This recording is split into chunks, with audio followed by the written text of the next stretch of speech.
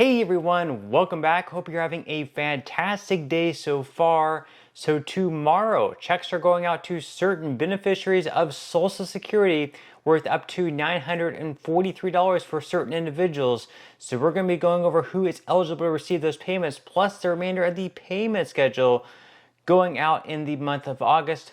Plus, a group of economists just issued a new warning on Social Security if Donald Trump defeats Kamala Harris in the upcoming election in November. We will be covering that as well. But before we go ahead and dive into the main content of today's video, if you wouldn't mind helping out real quickly by just giving this video a like, that just helps out with the good old YouTube algorithm, and also consider subscribing to my channel if you have not already.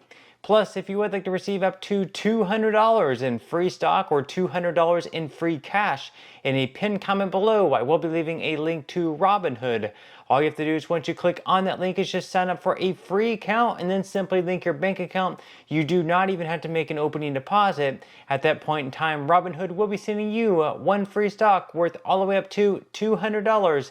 And if you'd rather just have the cash, all you have to do is once you receive the free stock is just sell it for what it's worth and then transfer the cash value right back to your bank account. Okay, so diving right into our video for today, we are going to start this video out by going over some recent polling data of Trump versus Harris. This is going to be at the statewide level. We did have some new polling data released by Bloomberg and Morning Consult, and according to this polls, it shows some pretty good news for Kamala Harris as she has overtaken Trump in a lot of these battleground states. Of course, in other polls, Trump still does lead Kamala Harris, so this isn't the only poll out there. This isn't necessarily 100% the truth. This is just one of many polls out there, and as you can see up on the screen, we now have Kamala Harris leading Donald Trump in the state of Arizona by 2 points. She also leads Trump by 11 points in the state of Michigan. That is a huge, huge lead. It looks like a landslide in the state of Michigan. She also leads Trump by 2 points in the state of Nevada, and she also leads Trump by 2 points in the state of Wisconsin. Now, Trump does defeat her in the states of Pennsylvania and North Carolina by 4 points and 2 points, and right now in Georgia, it is a dead heat, a tie.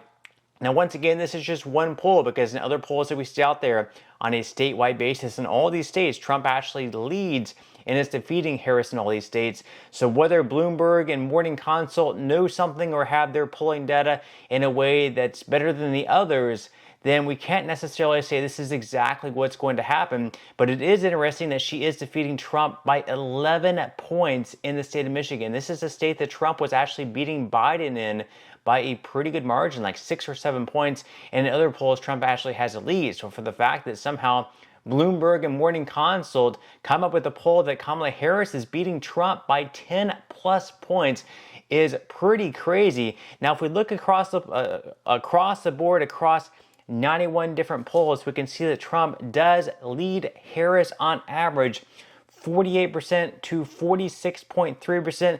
Of course, we still have a few months to go, so it is going to be interesting. Are they going to have a debate? If they have a debate, is Donald Trump going to look better? Is Kamala Harris going to look better? How much of an impact is that going to play into the minds of American voters?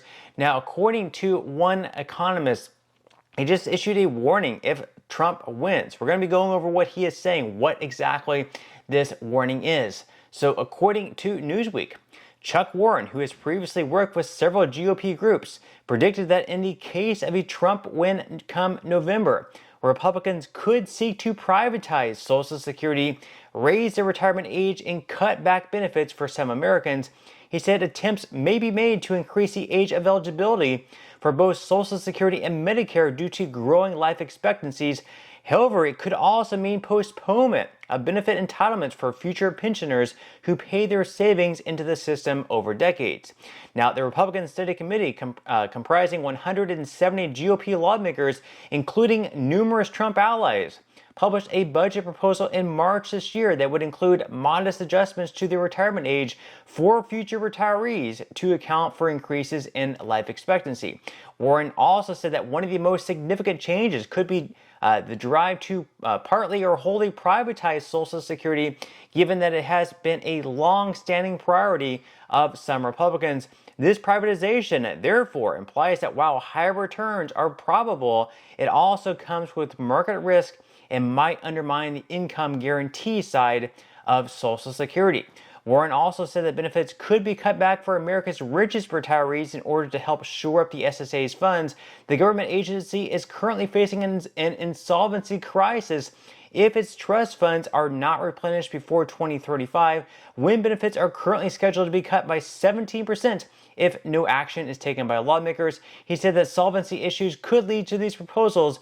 However, while such approaches would prolong the trust fund's life, they would face strong opposition from the public. So obviously, we have a lot to unpack there. Basically, he's saying that if Trump wins the presidency against Kamala Harris, all these things could or will automatically happen. First off, for any of these changes to happen, if they want to raise the full retirement age, it will have to pass Congress first. It isn't something that Donald Trump or Kamala Harris can win and then go into office and say right away, we're going to raise the full retirement age up to the age of 70. It's just not something that can happen.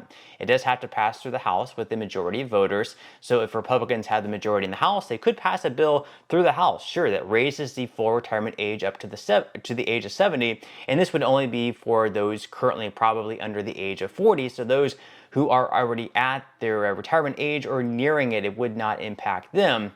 And then after it passes the House, then at that point it would reach the Senate. In the Senate, they would actually need 60 votes. 60 votes out of 100. And probably in the best case scenario, Republicans might have 54 seats in the Senate. And right now, Democrats are not on board with raising the full retirement age. So the best case scenario for the Republicans is that they raise the full retirement age and pass that bill through the House. Then it reaches the Senate and they get 54 votes. But they're still coming up 6 votes short for this bill to pass the Senate. So pretty much there's no way for that to happen.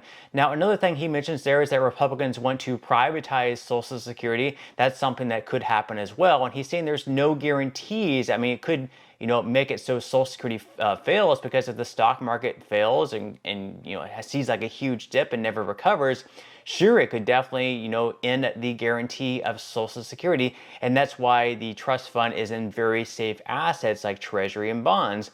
But if we look back, 100 years at the S&P 500, it has not failed. It's gone up over time consistently by 10%, and in some years even greater than that. And if we had, some of the assets in the trust funds in like the S&P 500 over all these years, then we would not be facing this issue with the trust fund going insolvent in this year of like 2033, 2035. It would be in much better condition because the rate of returns would be much greater in the for what we have right now in the trust funds. They would not be going up at such a slow rate. They would be going up much higher, and we would not be losing value with the money that's going into the trust fund. So basically that's his warning. If Trump wins, then we're going to have all these cuts. And they also mentioned there that the richest retirees, those receiving the most amount, close to $5,000 per month, could also potentially see a cut as well. And I could also make an argument that maybe that wouldn't be such a bad thing, even though sure they do deserve that money. Let's say, for instance, like Warren Buffett, someone who's a multi-billionaire, he would be, obviously be receiving a very high Social Security check. But does he really need close to $5,000 extra per month with all the extra money that he has? I'm sure even he would say, like, I don't even need Social Security. Donald Trump, for example, he has, billions of dollars stashed away in different assets, and he did not even, declare for Social Security. He's not even receiving a Social Security check because he does not need it. These rich people don't really need Social Security benefits. It does not really help them. So for them to take a slight cut definitely would not hurt them. Now, of course, in some other news, tomorrow we do have checks worth up to $943 going out to certain individuals that receive Social Security benefits. To be specific, these are ones receiving SSI benefits. So according to Newsweek, Social Security direct deposits of up to $943 goes out this week. So supplemental security income is a federal government benefit that provides monthly payments to adults and children with a disability or blindness, and to adults age 65 and older. With nearly 7.4 million people being paid in June 2024, often these payments are intended to boost the income of those who claim retirement benefits that may fall short of providing for basic needs. SSI payments are most often made on the first of the month, and August 2024 is no different.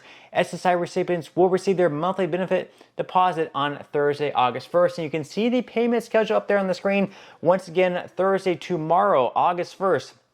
Those receiving SSI are going to be receiving their payments. Then, of course, on Friday, there's going to be some more payments going out. Those are going to be going to those who both receive Social Security and SSI. Or if you started receiving Social Security before May of 1997, that's when you're going to be receiving your payment. And then the final payments going out in August will be going out on August 14th, August 21st, August 28th.